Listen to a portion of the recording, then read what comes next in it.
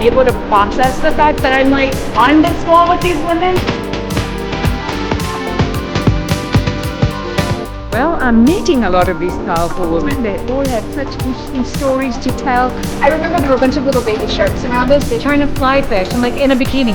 Okay, not just fly fish, but in a bikini. In Costa Rica, which was so much fun. Fainted on that shoot. First year in Sports Illustrated. I was 18 years old. I was so nervous. Alone with a perm in Mexico. I remember these feathers made my tips of my hair pink.